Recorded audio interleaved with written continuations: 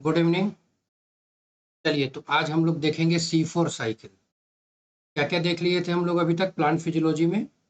Light reaction तक हो गया थे सारी बातें। C3 साइकिल भी देख लिए थे। अब एक बचा है C4 साइकिल। इसके बाद एक कैम प्लांट के बारे में देखेंगे, रेस्पिरेशन एसिड मेटाबॉलिज्म का, और एक C2 साइकिल आता है, वो भी बहुत महत्वपूर्ण है। ठीक है, उसको हम लोग देख लेंगे। एक बात ध्यान रखिएगा, इस C4 साइकिल आपका कॉन्सेप्ट आपका तभी क्लियर होगा जब हमारे आप प्लेलिस्ट में जाइए और वहाँ पे सीक्वेंस वाइज प्लांट फिजियोलॉजी के क्लासेस डलिए। आप C3 साइकिल एक बार देख लीजिए। जब तक आप C3 साइकिल नहीं समझेंगे, आप C4 साइकिल में कंफ्यूज रहेंगे। तो चलिए आज पढ़ते हैं हम लोग C4 साइकिल। नाम से समझ में आ रहा है कि जैसे C3 में पहला जो प्रोडक्ट बना था वो 3 फॉस्फोग्लिसरिक एसिड था, जो कि 3 कार्बन कंपाउंड है। इसमें पहला जो क्या होगा, 4 कार्बन कंपाउंड का हो। तो आइए देखते हैं, समझते हैं कि C4 साइकिल क्या होता है। चलिए,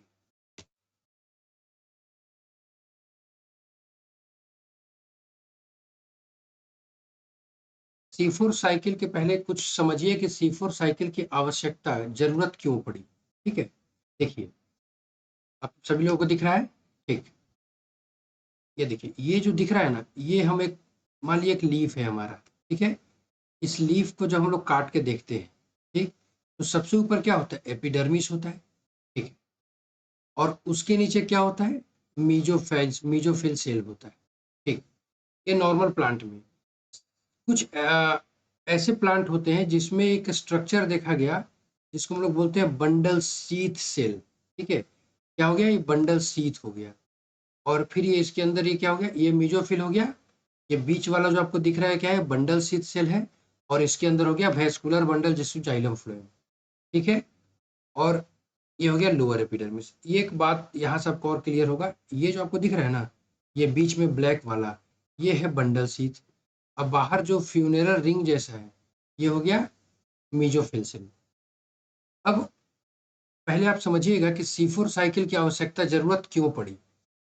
नॉर्मली क्या होता है, ये जो एपिडर्मिस है ना, यहाँ पे क्या होता है कि कार्बन डाइऑक्साइड भी पाया जाता है और ऑक्सीजन भी पाया जाता है।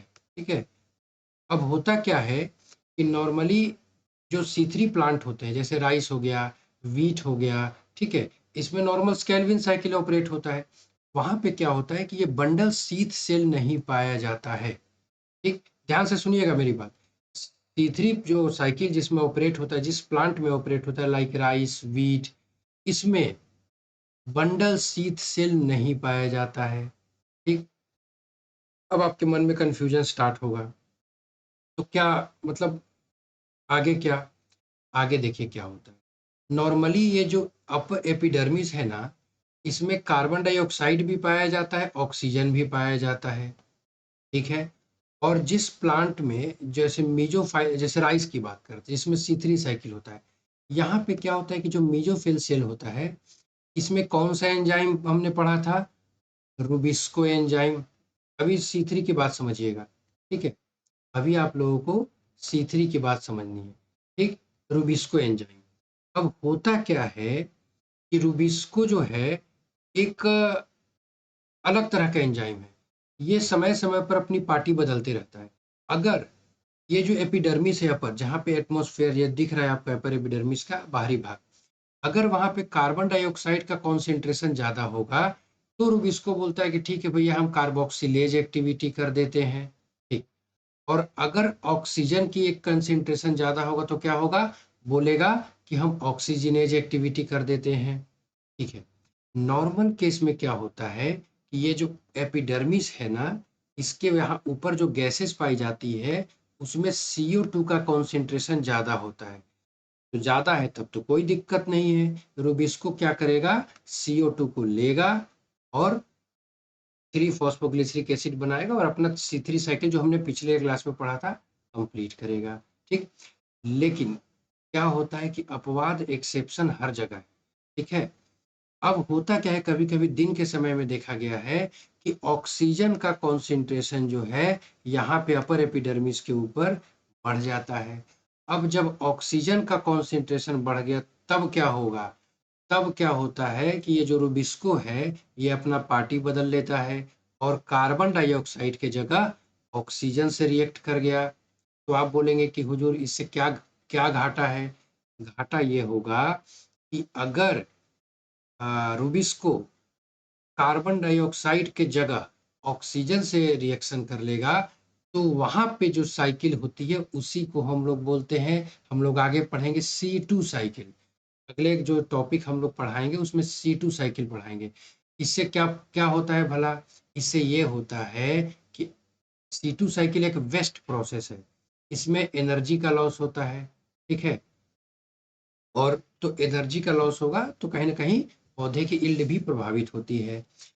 फिर क्या होता है कि दो साइंटिस्ट थे, हैच एंड स्लैक, सुनते रहिएगा ध्यान से। हैच एंड स्लैक ने क्या किया कि एक मक्के की प्लांट में, मेज में, ठीक है, देखा कि इसमें उन्होंने देखा कि जब ऑक्सीजन का कॉन्सेंट्रेशन ज्यादा हुआ तब तो C2 साइकिल होना चाहिए। बट इन्होंने देखा कि कुछ प्लांट है जैसे मेज हो गया, सुगर केन हो गया, उसमें कोई दिक्कत नहीं हो रहा है, उसमें ऑक्सीजन का कॉन्सेंट्रेशन ज़्यादा होने के बाद भी यील्ड प्रभावित नहीं हो रही है। तब उनके मन में आया क्वेश्चन कि रूबिस्को आखिर भला क्यों ऑक्सीजन को डिस्टर्ब नहीं कर रहा, मतलब ऑक्सीजन को एफिनिटी क्यों नहीं शो कर रहा है।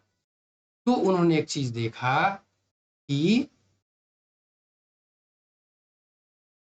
उन्होंने एक चीज देखा कि रूबिस्को जो है वो तो बात की बात है, उसमें एक बंडल शीथ सेल होता है।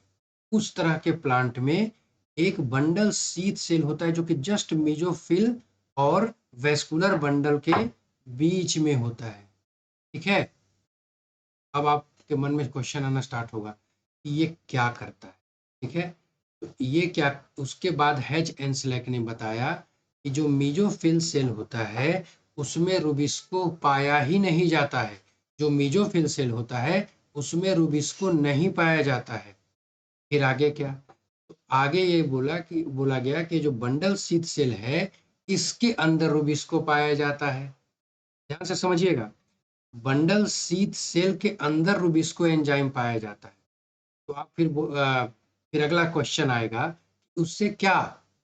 रूबिस्को तो, चूंकि रूबिस्को को तो कार्बन डाइऑक्साइड चाहिए ना जी। केल्विन देखिए, चाहे C4 हो प्लांट, चाहे कैम प्लांट हो, केल्विन साइकिल सब में होगा, क्योंकि ग्लूकोज बनाने के लिए हमको ये C3 साइकिल को ऑपरेट करना होगा। लेकिन यहाँ पे तरीका अलग है, रास्ता अलग है। रास्ता ये अलग है कि ये जो आपको दिख रहा है, ये जो आपको ये दिख रहा है, ये जो बीच में ये है बंडल शीथ और इसमें है रूबिस्को एंजाइम। तो इसको चाहिए कार्बन डाइऑक्साइड। अब हम थोड़ा आगे और डायग्राम से समझाएंगे, पहले आप समझ लीजिए। होता क्या है कि अब उस तरह के प्लांट जो मक्का होती है, मेज होता है, शुगर केन होता है, उसमें क्या होता है कि मेसोफिल सेल में एक अलग तरह का एंजाइम होता है, इसको हम लोग बोलते हैं पेपकेस। क्या बोलेंगे? पेपकेस। और रूबिस्को किस में होता है? बंडल शीथ सेल में। तो अब क्या होगा? अब ये होता है कि जो पेपकेस है उसकी एक खास बात है कि वो दल बदलू नहीं है, वो सिर्फ कार्बन डाइऑक्साइड को एक्सेप्ट करेगा। अब ठीक है, यहाँ से चीजें समझने लायक होगी। वो कार्बन डाइऑक्साइड एक्सेप्ट करेगा और फिर कैसे? चूंकि रूबिस्को कहाँ पे है? रूबिस्को है बंडल शीथ सेल में, मेसोफिल के जस्ट नीचे। वहां तक हमको कार्बन डाइऑक्साइड को पहुंचाना है। वहां कार्बन डाइऑक्साइड कैसे आएगा? वहां पे रूबिस्को फिर कार्बन डाइऑक्साइड को लेके कैसे C3 साइकिल ऑपरेट करेगा? यही जो मॉडिफिकेशन है यही हम लोग पढ़ेंगे C4 साइकिल में, ठीक है। चलिए, आई थिंक बात आप लोगों को क्लियर हो गई होगी। चलिए, यहाँ पे थोड़ा सा समझते हैं और अच्छे से ब्रीफ करके। देखिए, जैसे ये है मेसोफिल सेल। अगर नॉर्मल प्लांट होता C3 प्लांट तो क्या होता? सिर्फ मेसोफिल सेल होता है, ठीक। लेकिन जो मेज और जो हैच एंड स्लैक ने जो मेज और शुगर केन में देखा कि एक एक्स्ट्रा लेयर होता है, सेल होता है जस्ट नीचे, उसको बोलते हैं बंडल शीथ सेल। ये भी आपको समझ में आ गया होगा, आप लोगों को दिख रहा होगा, ठीक है। अब क्या होगा? मिनट, ये देखिए। अब होता क्या है कि कहानी कैसे स्टार्ट होगी। सबसे पहले हमारे अपर एपिडर्मिस में है कार्बन डाइऑक्साइड, कोई बात नहीं, जल तो होगा ही, ठीक। ये दोनों मिलके क्या बना दिए, कार्ब कार्बोनिक एसिड बना दिए H2CO3, इसी को हम लोग HCO3 माइनस कर सकते हैं, ठीक। अब क्या होता है कि मीजोफिल सेल में एक कंपाउंड होता है PEP, फॉस्फोइनोल पाइरूवेट, सुनते जाइएगा। फॉस्फोइनोल इनोल पाइरूवेट क्या करेगा, बना देगा फर्स्ट स्टेबल कंपाउंड जो कि 4 कार्बन का होता है, ऑक्जेलो एसीटेट या ऑक्जेलो एसिटिक एसिड। यानी सवाल अगर आए कि C4 साइकिल में जो पहला कंपाउंड बना वो क्या बना, ऑक्जेलो एसिटिक एसिड, जो 4 कार्बन का था, इसलिए इसको C4 साइकिल कह सकते हैं। इतनी बात पहले समझिए, और आपको डिटेल भी बताएंगे, पहले आप बारीकियां समझ लीजिए। अब ये ऑक्जेलो एसिटिक एसिड क्या करता है, मैलिक एसिड या मैलेट में बदल जाता है, ठीक है। मैलेट की एक खास बात है कि ये प्लाज्मोडेस्माटा या जो एक सेल से दूसरे सेल में इजीली ट्रांसफर हो जाएगा। यहाँ पे क्या होता है कि एक NADPH का रिडक्शन होगा, ठीक है, और ये बन गया। यानी कि अब एक सवाल आपके मन में आना चाहिए कि एक NAD, चूंकि देखिए आगे बताते हैं आपको, यहाँ पे एक चीज ध्यान रखिएगा कि पहला NADPH यहाँ पे खर्चा हो गया, ठीक। अब यह बन गया मैलिक एसिड, और यही फिर आगे जाके बना देगा क्या, पाइरूवेट या पाइरुविक एसिड, और एक कार्बन डाइऑक्साइड रिलीज कर देता है। अब देखिए कहानी समझ में आए, और यही कार्बन डाइऑक्साइड को, चूंकि ये बंडल शीथ में है, रूबिस को धन पकड़ लेता है, रूबिस को, और केल्विन साइकिल ऑपरेट करा देता है। हम पहले ही पढ़ चुके हैं कि एक केल्विन साइकिल जब ग्लूकोज बनाने के लिए हमको 18 ATP और 12 NADPH चाहिए, तो भाई साहब ये केल्विन साइकिल तो 12 NADPH और ये सब ले ही लिया। तो अब आपके मन में सवाल कि ये कहाँ से आएगा, ये NADPH का हिसाब कौन देगा, ठीक है, और इसका हिसाब कौन होगा। अभी आप बारीकियां समझे कि C4 साइकिल हो चाहे कैम हो, C3 साइकिल सब में होगा, लेकिन तरीके अलग है। C3 साइकिल C4 प्लांट में भी होगा, C3 साइकिल कैम प्लांट में भी होगा, जो आगे पढ़ेंगे। बिना C3 साइकिल के तो ग्लूकोज बनने से रहा, लेकिन यहाँ पे क्या हो रहा है कि हमारा rubisco enzyme bundle sheath cell में है। अब रूबिस्को के बिना तो कैल्विन साइकिल ऑपरेट होगा नहीं। अब क्या होता है कि चूंकि C2 साइकिल ना हो, चूंकि रूबिस्को ऑक्सीजन के साथ दोस्ती ना कर ले, इस गठबंधन को तोड़ने के लिए, इस जो अटैचमेंट को तोड़ने के लिए हम लोग क्या करते हैं कि ये यहाँ पे एक मेसोफिल सेल में एक स्पेशल तरह का मॉडिफिकेशन होता है, जिसमें एंजाइम होता है पेपकेस, फॉस्फोइनोल पाइरुवेट केस, ठीक है। अब वो क्या करता है कि ये, उसकी एक खास बात है कि वो कार्बन डाइऑक्साइड को ही एफिनिटी शो करता है और बना देता है ऑक्जेलो एसिटिक एसिड। ध्यान रहेगा, तो पहला जो स्टेबल कंपाउंड C4 में क्या होता है, ऑक्जेलो एसिटिक एसिड। अब उसको जाना है किसमें, बंडल शीथ सेल में। मैलिक एसिड या मैलेट की एक खास बात है कि एक सेल से दूसरी जगह आराम से इजिली, हम लोग इलेक्ट्रॉन ट्रांसपोर्ट में भी पढ़ेंगे, ठीक है, वहां चला गया और यहाँ पे एक कार्बन डाइऑक्साइड को रिलीज कर दिया। यही कार्बन डाइऑक्साइड आपको ले लिया कौन, रूबिस को, और अपना केल्विन साइकिल ऑपरेट करा दिया। इतना ईजी है, ठीक। अब ये देखिए थोड़ा सा कुछ बारीकियां समझिए, फिर हम लोग पढ़ते हैं थोड़ा सा C4 से। C4 प्लांट में हमने एक पढ़े कि एक स्पेशल तरह का एक स्ट्रक्चर होता है, एनाटॉमी होता है लीफ का, जिसको हम लोग क्रैंज एनाटॉमी बोलते हैं। तो आज के बाद से क्वेश्चन पूछे कि क्रैंज एनाटॉमी किसमें पाया जाता है, तो C4 प्लांट में, ठीक है। बोलते हैं ना कि माला, जो आप अभी देखे होंगे डायग्राम में, कि फूलों की माला के जो फ्यूनेरल बनाते हैं राउंड राउंड, ठीक है, तो बाहर ऊपर की तरफ होता है मीजोफिल, और नीचे की तरफ बंडल शीथ, और उसके बीच में वेस्कुलर बंडल, ठीक है। यानी कि जो कह सकते हैं कि जो वेस्कुलर बंडल है वो 2 रिंग ऑफ सेल में घिर गया।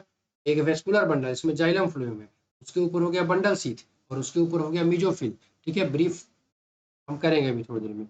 अब क्या होता है कि जो बंडल शीथ में जो क्लोरोप्लास्ट होता है, उसमें ग्रेना नहीं होता, हालांकि ग्रेना की कोई जरूरत भी नहीं है, ग्रेना का काम तो लाइट रिएक्शन का होता है, ठीक है।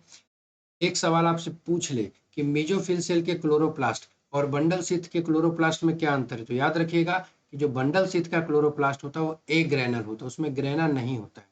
एकदम बहुत इंपॉर्टेंट क्वेश्चन है, ठीक है। क्वेश्चन पूछे कि फोटो रेस्पिरेशन या C2 साइकिल किस में नहीं होता है, तो आप समझ ही गए होंगे इसके, इसमें इसलिए नहीं होगा क्योंकि इसमें बंडल शीथ सेल पाया जाता है, जो कि क्या बोलते हैं, रूबिस्को को अपने पास रखता है और रूबिस्को चूंकि ऑक्सीजन को ले नहीं पाता। ठीक है, ये कुछ बेसिक सी चीजें थी। अब थोड़ा सा हम और कुछ आपको ब्रीफ कर, अब थोड़ा डिटेल बताते हैं। दिख रहा है आप लोगों को? ठीक है, देखिए अब यहाँ से कहानी। सबसे पहले हमारा कौन है, कार्बन डाइऑक्साइड, जो कि वातावरण में है। ठीक, वो क्या हुआ, कहानी आगे समझिए। सबसे पहले कहानी ये हुआ कि हमारे पास है फॉस्फोइनोल पायरुवेट। क्या? PEP, phosphoenol pyruvate. हमने पीईपी केस बोले थे, पीए फॉस्फोइनोल पायरुवेट कार्बोक्सिलेज। ठीक है, अब वो क्या हुआ कि ये जल के साथ मिलके, ये जो फॉस्फोइनोल पायरुवेट है और जो कार्बोनिक एसिड है, ये दोनों मिलके क्या बना देता है, ऑक्जेलो एसिटिक एसिड या ऑक्जेलो एसीटेट। ठीक, और यहाँ पे क्या हुआ, NaDPH में एक H+ यूज होके रिड्यूस्ड हो गया। अब चूंकि आप पहले ही पढ़ा चुके हैं, अगर एक हाइड्रोजन का रिडक्शन होता है, डिहाइड्रोजिनेज होगा। एंजाइम में आप लोगों को कंफ्यूजन नहीं होगा, हमारे क्लासेस को आप देखते रहिए। ये हो गया मैलेट। मैलेट अब प्लाज्मोडेस्माटा से आ गया किसमें, बंडल स्थित सेल में। ठीक, अब बंडल स्थित सेल में क्या होता है कि यहाँ पे चूंकि जो क्या खर्चा हुआ है NaDPH, तो यहाँ पे क्या होता है कि एक ये जो मैलिक एसिड है वो 4 कार्बन का होता है। एक कार्बन डाइऑक्साइड दे देता है किसको, बंडल स्थित में जो पाए रूबिस्को है, और बोलता है कि लो भैया कार्बन डाइऑक्साइड, अब आपको केल्विन साइकिल ऑपरेट करना है। ठीक है, और एक NaDP बना देता है NaDPH, हिसाब बराबर। यहाँ खर्चा हुआ है कि NaDPH, यहाँ मिल गया हिसाब बराबर। कल कोई कंफ्यूजन नहीं रहेगा, ये NaDPH का हिसाब मिला कि नहीं, हिसाब ही तो जोड़ना है फिजियोलॉजी में। और ये कार्बन डाइऑक्साइड जो है, ये आगे जाके बना देगा केल्विन साइकिल से ग्लूकोज। क्लियर हुआ? ये चला जाएगा पायरुविक एसिड, और पायरुविक एसिड फिर वापस जाके बन गया फॉस्फोइनोल पायरुवेट। कितना आसान है। सबसे पहले क्या हुआ, मतलब समझ रहे हैं, बंडल शीथ का यूज क्या है, तो बंडल शीथ रूबिस्को को अपने पास रखता है ताकि जो रूबिस्को है वो ऑक्सीजन के साथ रिएक्शन ना करे और C2 साइकिल परफॉर्म ना करे। तो आज के बाद से कभी क्वेश्चन करे कि इस तरह के प्लांट में C2 साइकिल नहीं होता, तो ऑब्वियस सी बात है C4 प्लांट में C2 साइकिल नहीं होगा। ठीक है, एक बार हम पूरा C2 साइकिल को 5 मिनट में ब्रीफ कर देते हैं। सबसे पहले फास्ट, C4 साइकिल किस में ऑपरेट होगा, तो C4 साइकिल ऑपरेट होगा किसमें, C4 साइकिल ऑपरेट होगा C4 प्लांट में। C4 प्लांट कौन कौन होते हैं, मेज होता है, सुगर केन होता है। किस साइंटिस्ट ने सबसे पहले C4 साइकिल को देखा था, तो क्या जवाब देंगे आप, H.N. स्लैक, इसलिए इसको H.N. स्लैक पाथवे भी बोलते हैं। ठीक है, फिर एक अगला सवाल कि जो C4 साइकिल की जरूरत क्यों पड़ी, तो आप बोलिएगा कि जो पत्तियों की एनाटॉमी होती है, इसमें सबसे बाहर एपिडर्मिस होता है। ये जो एपिडर्मिस होता है, इसमें कार्बन डाइऑक्साइड भी पाया जाता है अपर एपिडर्मिस के बाहरी वातावरण में, और ऑक्सीजन का कंसंट्रेशन भी पाया जाता है। In normal cases carbon dioxide का कॉन्सेंट्रेशन ज्यादा होता है, वो तो ठीक है। उस केस में क्या होता है कि उसके नीचे मेजोफिन सेल होता है, जिसमें रूबिस्को एंजाइम हो जाता है, राइबोलोज बिस फॉस्फेट कार्बोक्सिलेज ऑक्सीजनेज। वो क्या करता है, वो कार्बन डाइऑक्साइड को ग्रैब करेगा और नॉर्मल केल्विन साइकिल परफॉर्म करेगा। लेकिन अगर ऐसा हो जाए कि ऑक्सीजन ज्यादा हो जाए, तो रूबिस्को को कोई मतलब नहीं है, वो मौका देखेगा और ऑक्सीजन को रिएक्ट करके और C2 साइकिल परफॉर्म करेगा, जो कि टोटल वेस्ट प्रोसेस है पौधे के लिए, जिससे इल्ड पे भी प्रभाव आता है, उसके प्रोडक्शन पे, उसके फोटोसिंथेसिस पे प्रभाव होता है। एनर्जी वेस्टेज प्रोसेस है, एनर्जी सिर्फ एक्सपेंडिचर होता है। अब आगे, तब इसका देखे, मेज के प्लांट में देखे कि कोई फर्क ही नहीं पड़ रहा है, ऑक्सीजन ज्यादा है फिर भी कोई फर्क नहीं पड़ रहा है इल्ड में, क्यों ऐसा भाई। तब जाके H.N. स्लैक ने एक चीज देखा कि वहां का एक स्पेशल एनाटॉमी है उसके पत्तियों में, जिसको क्रैंज एनाटॉमी बोलते हैं। इसमें क्या होता है कि ऊपर जो हमारा वेस्कुलर बंडल है, जिसमें जाइलम और फ्लोएम होता है, उसके अंदर 2 रिंग होता है, फूलों की रिंग जैसे, माला जैसे नहीं होता गोल गोल, इस फ्यूनेरल रिंग बोल सकते हैं, इसलिए इसको क्रैंज एनाटॉमी बोलते हैं, जर्मन वर्ड है ये। और इसमें क्या होता है कि एक वेस्कुलर बंडल है, उसके ऊपर क्या हो गया, तो उसके ऊपर हो गया कौन, बंडल सीथ, और उसके ऊपर हो गया मीजोफिल सेल्स। ठीक है, अब आप क्या करेंगे, तो होता क्या है कि जो इस तरह के प्लांट में, जैसे C4 प्लांट होता है, करेगा वो भी C3 साइकिल ही, बट वो क्या करेगा कि ये रूबिस्को का जो हरकत है कि वो ऑक्सीजन के साथ अटैच करके डिस्टर्ब करता है उसके फोटोसिंथेसिस को, वो काम यहाँ नहीं होगा। इस तरह के मॉडिफिकेशन में क्या होता है, मॉर्फोलॉजिकल मॉडिफिकेशन में, कि जो रूबिस्को है वो मेसोफिल में ना होके बंडल शीथ में होता है, और रूबिस्को में होता है फॉस्फोइनोल पायरुवेट कार्बोक्सिलेज। ठीक, अब क्या होगा, अब ये होगा कि कार्बन डाइऑक्साइड आया, चाहे चाहे एटमॉस्फेयर में कार्बन डाइऑक्साइड ज़्यादा हो, चाहे ऑक्सीजन ज़्यादा हो, पीईपी जो कार्बोक्सिलेज है उसकी एफिनिटी कार्बन डाइऑक्साइड की रहेगी, वो कार्बन डाइऑक्साइड उसे लेगा और बना देगा क्या, फॉस्फोइनोल पायरुवेट, और जो और कार्बन डाइऑक्साइड और जल आपस में मिलकर जो कार्बोनिक अम्ल बनाएंगे HCO3 माइनस बाइकार्बोनेट, उन दोनों के साथ मिलके बना देगा ऑक्जेलो acetic acid. This is the first stable compound which is 4 carbon compound. तो जो 4 कार्बन कंपाउंड का है, इसीलिए हैच एंड सेलेक्ट ने इसको C4 साइकिल कह दिया, कोई बहुत बड़ी चीज तो है नहीं।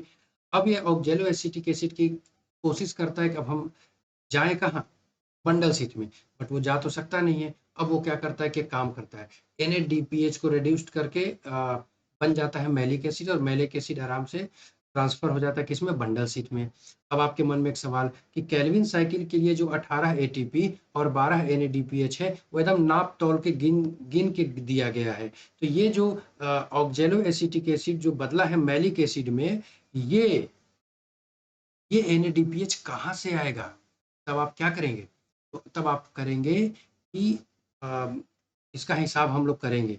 इसका हिसाब क्या होगा कि यही मैलिक एसिड बाद में फिर क्या करता है, बंडल शीट में जाते ही, जैसे ही बंडल शीट में मैलिक एसिड पहुंचेगा, ये वहां पे जो रूबिस्को है बोलेगा कि मेरा कार्बन डाइऑक्साइड कहाँ है, मेरा कार्बन डाइऑक्साइड कहाँ है। तब ये बोलेगा मैलिक एसिड कि हम तुमको कार्बन डाइऑक्साइड दे देते हैं, और 4 कार्बन से बदल जाएगा 3 कार्बन, और 1 कार्बन डाइऑक्साइड रिलीज कर देगा। वही 3 कार्बन जो है पायरुवेट, ये चला जाएगा वापस मेसोफिल में। इसका काम हो गया, इसका काम था कार्बन डाइऑक्साइड देना, और वहां पे NADPH का भी फॉर्मेशन हो जाता, तो हिसाब हो गया बराबर। यही प्रक्रिया है, इतने सारे क्वेश्चन हैं, और मैं श्योर करता हूँ कि अगर जैसे मैंने आई थिंक 5 क्लास अपलोड किए हैं प्लांट फिजियोलॉजी के, आप पढ़ते चलिए एक एक क्लास, कहीं कोई कोचिंग की ज़रूरत नहीं है। हम ऑलरेडी जो आपको बता रहे हैं, आपको कोई, मैं ऑलरेडी बहुत अच्छे जॉब में हूँ, बट मेरा एक था कि मैं लोगों को, जो लोग कहीं नहीं जा सकते हैं, कहीं नहीं पढ़ सकते हैं, कहीं कोचिंग नहीं ज्वाइन कर सकते हैं, इकोनॉमिक प्रॉब्लम हो, उनके लिए मैं एक समय निकाल के नाइट में या जब भी हो विथ जॉब, मैं उनको सारा टॉपिक कवर कराऊंगा। ठीक है, चलिए। और आप चाहते हैं कि इस तरह से क्लासेज अपलोड होते रहे, आप अधिक से अधिक इसको शेयर करें, और जो सब्सक्राइब कर दे, ताकि आप लोगों को नोटिफिकेशन मिलते रहे जो भी हमारे नए क्लासेस हैं। चलिए, थैंक यू।